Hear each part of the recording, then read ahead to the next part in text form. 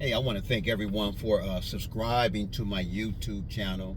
I'm so grateful, and I appreciate you just listening to me and coming with me on this journey of my mom and my life. So I'm grateful, and I thank you.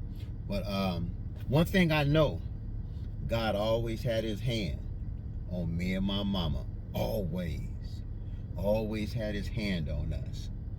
And the lesson, the journey, the lesson, though, I'll say the lesson, it's not in the destination, but it's along the journey. That's where you learn at. That's where the lesson is. That's where you get your discernment at. That's where you know how to talk, what to say, what not to say. That's where you know you can discern different things. But the lesson is in the journey. It's not the destination. That's one thing that I have learned, and I have got thus far. Operating in that kind of system, and I'm so grateful and thankful. But my mom, with my mom, I don't know if you know, I'm the only child.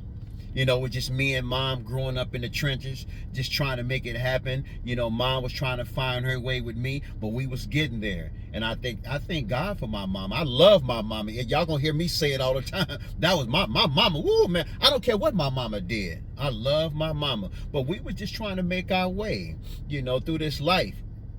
My mother was she most definitely, she was a single parent. She had several men around me, and I'm talking about real men. Real men that respect me. And real men that was in my ear. My mother always had me and introduced me to real men, and them men loved me. Them men, give me $2, $3, or whatever the case was. But them men loved me. But my mom always had me around some real men.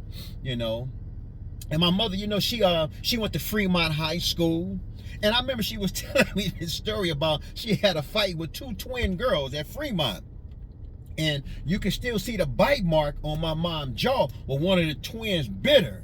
And my mama say she wore him out, though. But my mother was a fighter. She loved to fight. She didn't back down. And she just like my uncles and aunties in Compton. Boy, they quiet, but if you strike that fire, oh, it's going down. And that's how my mother was. Man, my mother loved to fight, and I think she got that from my grandpa.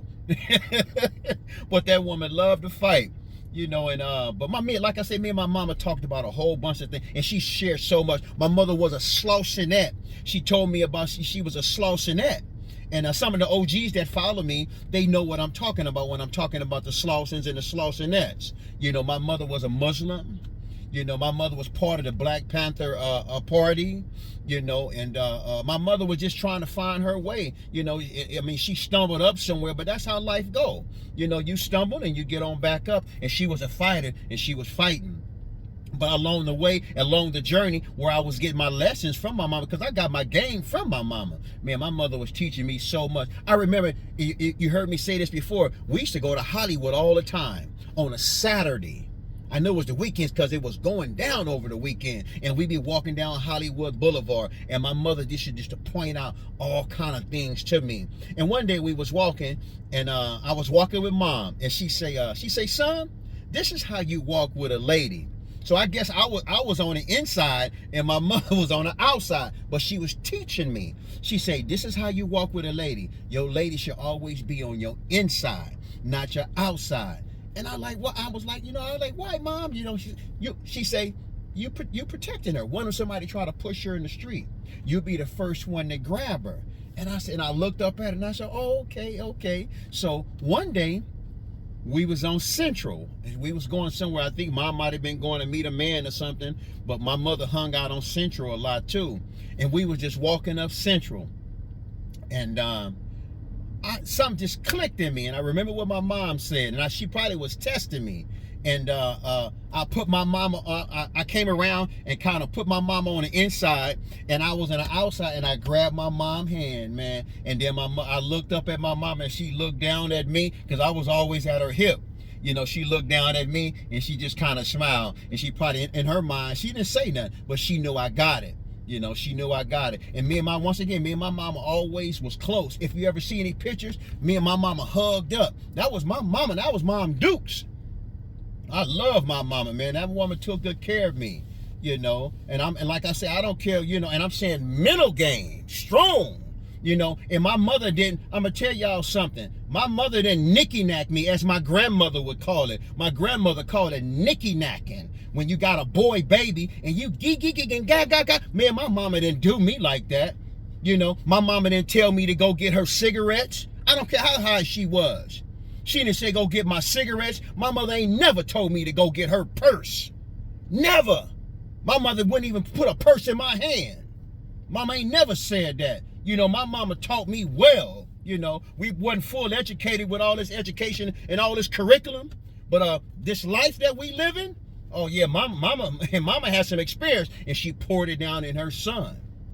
You know, so I am so grateful, you know, grateful for that, you know. And I miss my mama, but my mama left here knowing that I'm a survivor, and she knows that I'm most definitely gonna survive, you know. And a lot of times when I was with her, my mother was high, and you know, but it is what it is. That's why she was on that heroin, you know.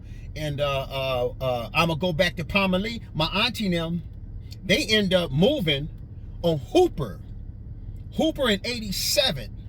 My auntie Momel, my auntie Rosie, who I was staying with on Pomalee, she ended up moving on Hooper. And I had my cousin Bebe and them stayed in the back. My auntie Momel stayed up front. My auntie Rosie stayed over to the left, in the back. And my auntie, like I said, they moved over there. Me and my mother moved on I think it was Rampaul and Adams. And I think her and Noya had got a house over there. And she ended up checking me into this elementary school right on Adams. It's a school on Adams, right west of Adams, right at the corner. But I didn't stay there long. We was moving, man. We didn't stay there long at all. I mean, I don't remember how long that I was at the school, but before you know it, I was being checked out. And then my auntie and them moved from Hooper in '87 over to 116 in Avalon. So when we moved over 116 in Avalon, when my auntie and them moved, excuse me, my mother sent me over to my auntie Rosie again. But we wasn't never stable.